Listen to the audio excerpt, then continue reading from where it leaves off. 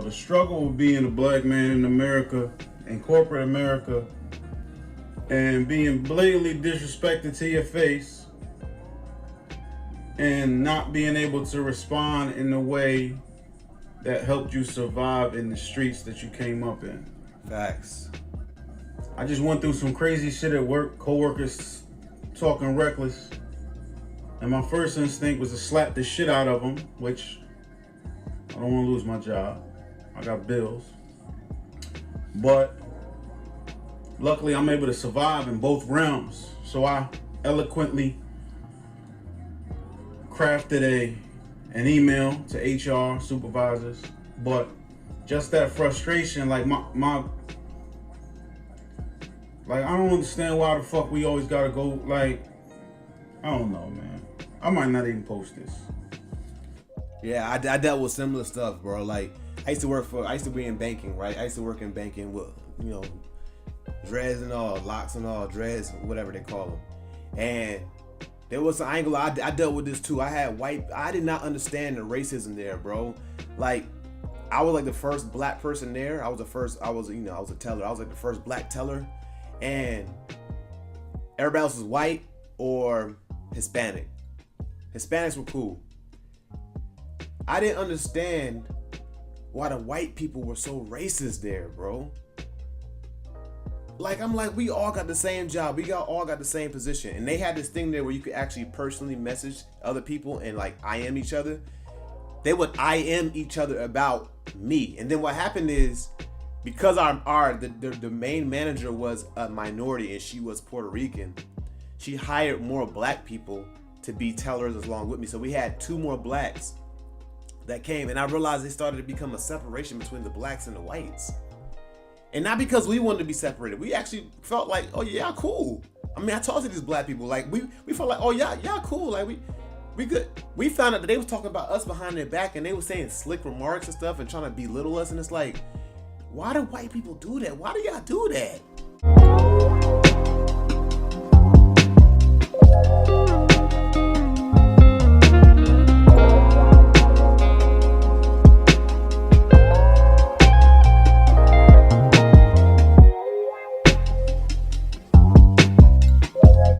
We just all trying to be unified here. We all got the same position, or maybe they were mad because us black people, who they probably felt was supposed to be lower than them, got the same position, making the same amount of money as them. I don't know what it is, but it was time. There was this one really. I'm 6'2", bro, and there was this really short dude. He's probably about 5'4". I'm not gonna say his name. A white dude, and he used to talk to me reckless, bro. He used to talk to me crazy. And I'm like, do you understand where I'm from and how I had to survive just like him? I had to literally survive like the same way I had to survive growing up, which is through fighting, or even sometimes it was through intimidation, looking scary and saying certain things like, yo, nigga, I come straight for your chin. Like, I can't say that in the corporate setting when you're working for a bank. You can't say those type of things. You get fired. I can't slap that out of him like my niggas just said right here. You feel what I'm saying? I can't just slap him. I can't just punch him straight in his gut. I can't do stuff like that. I can't. So what do I do? In the situation, so now I'm independent and I don't work for anybody. I work for myself. But what I'm saying is, that's why I was like, that's one of the reasons why I was like, I gotta get out of corporate America. Because if I slap the S out of him, then they're gonna try to press charges. They're gonna fire me, all types of things. But it's very frustrating because we grew up on a different code. When you grow up in the urban neighborhoods of black people and everything like that, it's a different street code. It's a different code. How you gotta, Dame Dash talks about it. It's a whole different code. It's a whole different code. It's frustrating, and maybe we need to have this conversation more about blacks being in white corporate America. It's a totally different world than how they probably grew up. And maybe we need to talk about blacks actually owning our own businesses and actually other businesses coming together and collaborating and putting the money together like how these corporations do. Have these different investors and things like that and going public. It's a conversation to have, you know what I mean?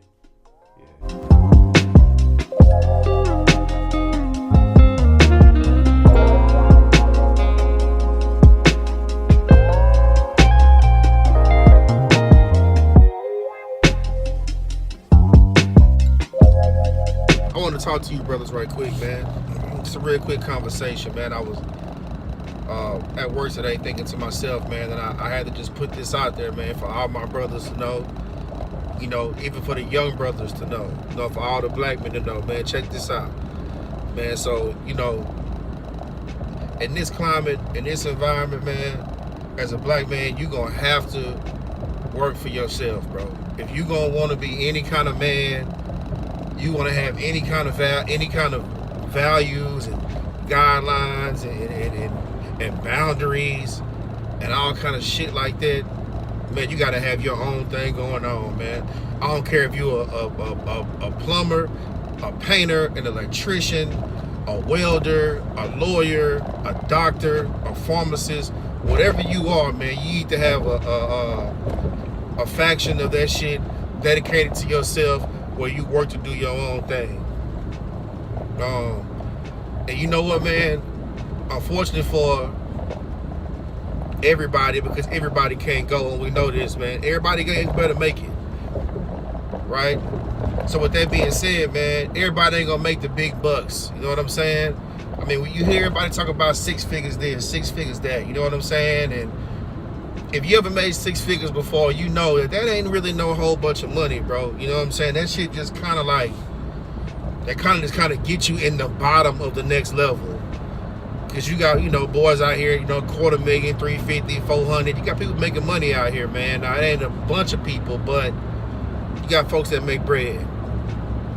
So, you ain't gonna never achieve that happiness, man, working for another motherfucker. Sitting up, going to your job, bro. You might be going to your job. They probably paying you a little money. They probably paying you this, paying you that. Here's the thing about it, man. You know what I mean? You ain't gonna never be able to stand up on your principles, on what you believe, or anything like that. You're gonna have to continue going to that motherfucking job and smiling in them people motherfucking face and acting like you somebody that you ain't, because you don't have shit and you ain't built shit. You know what I mean? And it's all kind of reasons that we in this situation. I'm talking to the brothers, the black men on this right here, you know?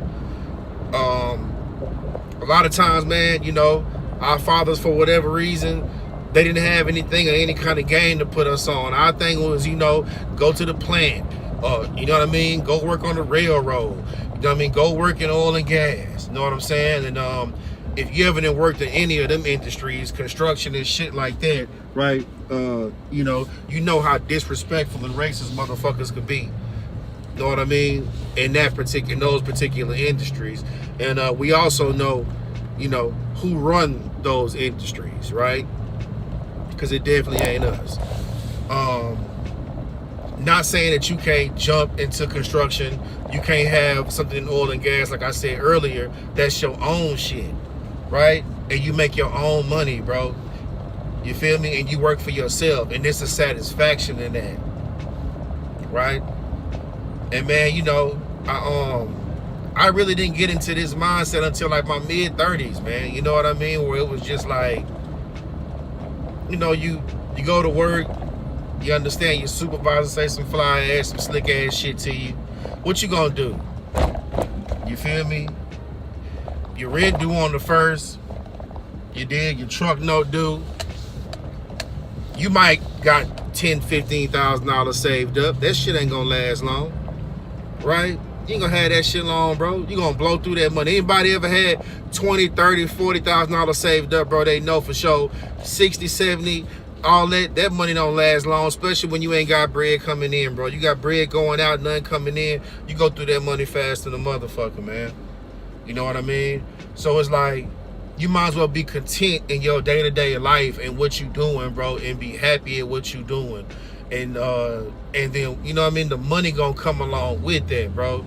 Because if you jump into anything that you don't really want to do, or you like, I'm gonna go work for one of these big ass corporations, you know what I mean, you might as well go ahead and get ready to be bending the knee.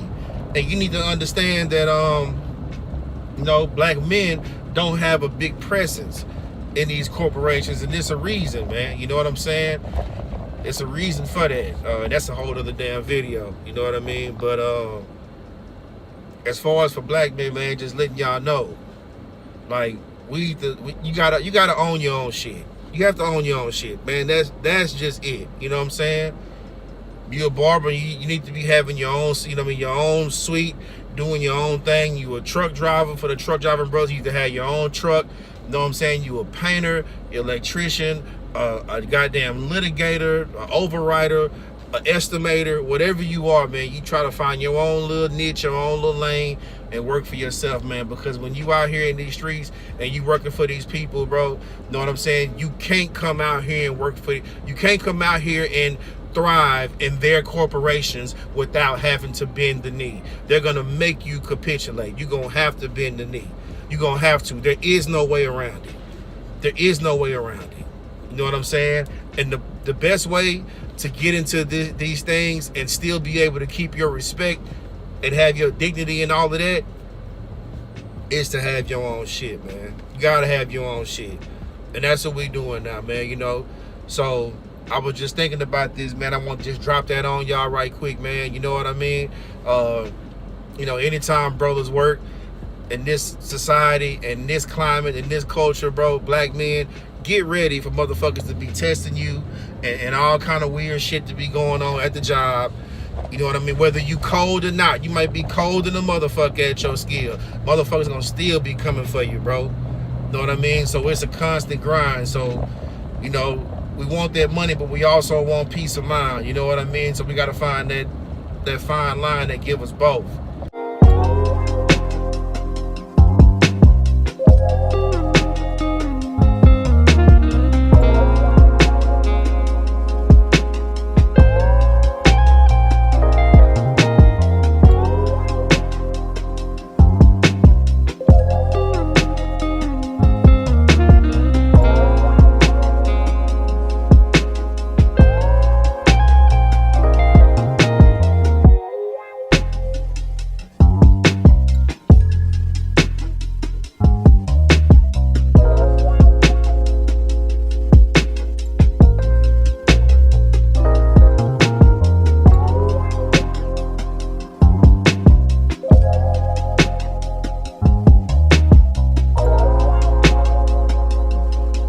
Speak about the negative psychological impact of working in corporate America as an African American. Okay, so the corporate plantation is probably one of the reasons why black people die earlier than everybody else, especially black men. You're not supposed to, on a daily basis, constantly, consistently go into an environment where there is that much hostility and negative energy. That will affect your soul. It affects your body, physically, mentally, spiritually, everything else. And we don't think about that enough because we are so accustomed to it. But again, because my wife is a therapist and she tells me things, one thing that I concluded is that the relationship between black people in corporate America is like a really bad relationship, a really bad marriage. Like you need each other and you stay together, but it's incredibly toxic. And one thing about bad relationships is that the studies actually show that if you're in a relationship where your partner has contempt for you over a long period of time, that will kill you. People die earlier when their partner just has contempt for them. So you're going into this environment where you're not comfortable, you're not happy, they're not happy with you. They're complaining about you, but then you consider yourself lucky because at least you got a job. A lot of us don't even get the job or can't. We get fired on our day off. But you're there, and your partner. You're in this economic relationship with this company, and in this heavy codependence, and they have this constant contempt for you. Well, that's not good for you. One time there was a guy that I talked to who was a banker. Now, he's one of those educated Negroes, right? I used to believe the myth that if a black man gets education, all that life gets so much better. I had a whole PhD, and I still saw the same thing that I saw when I worked at Taco Bell. And so this brother who's a banker, he tells me, he says, Dr. Boyce, he talks about how hard it was at his job. He said, man, they would treat me so bad, and I was so stressed out. And I'd heard that a lot, from lots of people. And he said, so eventually I got fired. And he said, that was the best thing that ever happened to me. He said, now I'm okay.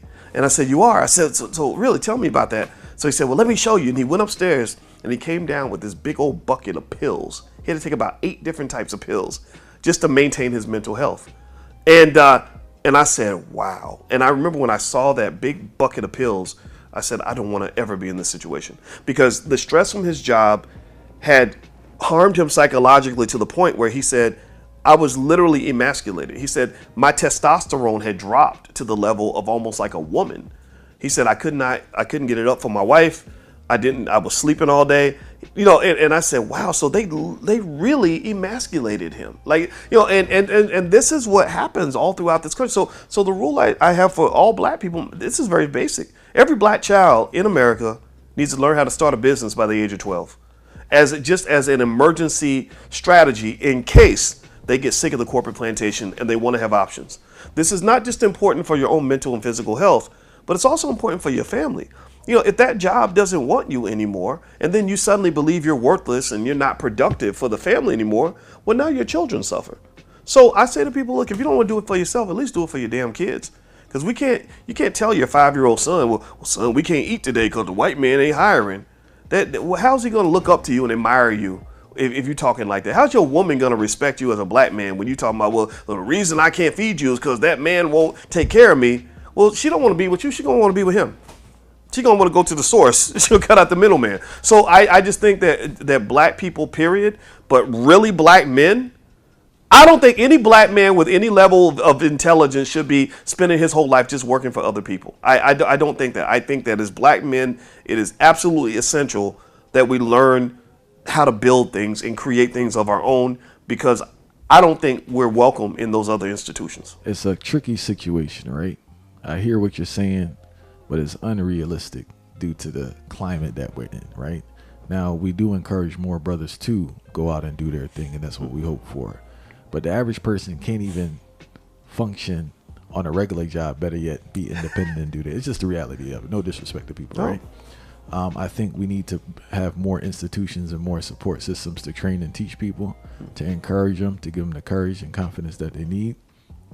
One of the things also that with this corporate structure I find is that I think a lot of the frustrations people have because they don't understand nepotism.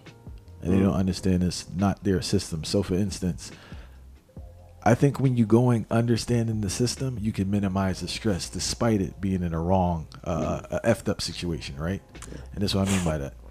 You hear the complaint in regards to a person didn't get a promotion or this and that, but bro, it's not your company. People take care of their own, right? As a natural human being. That's true. So I think if you're going with that mind frame, one, you can limit the amount of energy you're putting in that job. And kind of, I always tell people to split their energy. Sometimes they're giving too much ideas and too much energy to other people. So I always tell people you should have energy when you leave your job. You shouldn't be exhausted. With that excess energy, you can create something outside of that job. And you have to have a realistic expectation for your job. This man is not going to put you next to him as some CEO or CFO. Unless you're some crazy talent. If you're that talented, you need to be doing it on your own. So I think that expectation can minimize the stress and psychological torment people think. I think you're 100% correct, right? And actually, it sounded like we disagree, but actually we agree 100%, right? Yeah, I don't think that every person needs to necessarily be an entrepreneur. But I think everybody should own something that is theirs. Other than a job. You don't own that job. That's not your job. When you die, they're not going to pass that job to your children. You'll die at your desk and they'll replace you within a week. So while everybody can't run a business, everybody should own a piece of some sort of business that just belongs to them. So that could be a side hustle that you have that adds 20% a month to your income that you do with your family. That could be just owning shares of stock. People don't understand, when you buy stock, you own pieces of those businesses. If I want to be in business with McDonald's, I can go buy McDonald's stock right there on my phone app. And just implementing that into your culture, I think is important. Now, your other piece there about having realistic expectations, I think it's important. That's very important because that, in my view, connects to the illusion of racial equality. This false idea that we're fed as children, that's a complete myth, complete lie, complete fairy tale, that somehow your black ass can walk into a company with the same credentials as the white guy and get treated just like you were white. And then you come in there and you expect that. You think, okay, I got the same degree. We both went to Duke University. We both have MBAs. So my career path is going to be just like his. No, it's not. Because human beings inherently support people that are similar to themselves, right?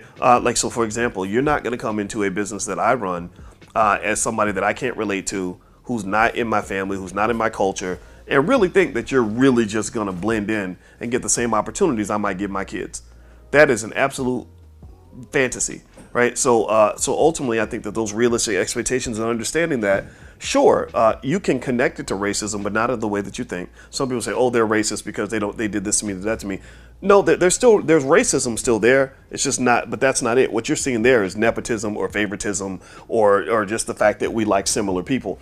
The racism comes into play in the sense that this society is so structurally imbalanced that white people have been given all the capital, all the resources to run all the businesses. So their cultural norms, values, and preferences take precedence over ours. So I come in as a black man who's just as intelligent as a white guy. My ideas are just as good. I would put my brain up next to Elon Musk any day of the week. But Elon Musk can go raise $20-30 billion to go buy companies. It would be harder for me to do that as a black man. As you can see, I am a black man trying to get myself together at work. And you know damn well I do not want to go back out here with these white folk. And the thing is, I don't have nothing against white folk. It's just, in corporate America, a brother just can't be himself. You just can't be all the way black in corporate America. That's probably why it's not a lot of us in here. But I'm here to change that. I have decided to create this video for all the brothers out there. These are 3 easy rules for the black man to survive corporate America. Rule number 1, learn to talk about shit that you don't give a fuck about. In corporate America, people will volunteer information that you really just don't give a fuck about. And you can't say, get the hell out my face, or why the fuck you talking to me? Instead, just say this. What's going on, Zach? I'm all right. How you doing? I'm doing good. Did you have a good weekend? Yeah, man. Let me tell you about mine. Okay. Me and my girl, we bought a Groupon. What? Gave us a cabin in Gatlinburg, half price. Crazy. Guess what? Came with 2 tickets to Dollywood. That's crazy. We had a ball. Right, We right. went out to the outlet malls. Sure. I went into Sperry Outlet Mall. I bought these new loafers. Are you kidding me? 2-tone loafers. Are you They're kidding? phenomenal. Leather on the bottom, leather on top, leather all over. What's up, Zachary? Hey. Rami, you telling him about your new loafers? Yeah, man. Man, Will loves the let loafers me tell you too. what. I showed him a Let picture. me tell you what.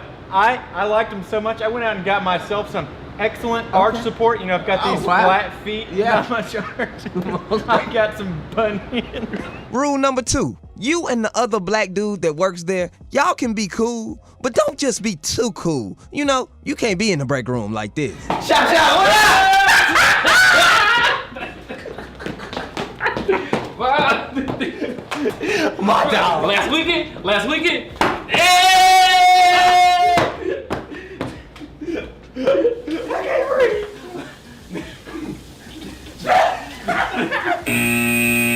See that right there? That will get your black ass fired. And rule number 3, there will be a lot of misused slang. Don't try to correct these white folk. Just let them have it. No, this copy machine should be working. Like, what is this? Shit shouldn't be jammed. God damn. Hey, what's up, bae? What's up, man? How you doing? Hey, man, I'm- let me tell you what, Zachary. What's that? Your tie is really flouching today. Oh, my coach. I love that look. You gonna make it to that 10:30 later? Most definitely. All right, we'll see you, Debo. Take it easy. All right, Yeah. all right. All right. See how you just let them go? See? That's how you do it. Now, black men, go get that application and apply these 3 rules so your black ass won't get fired. And to tell you the truth, your black ass still may get fired. But at least I did my part.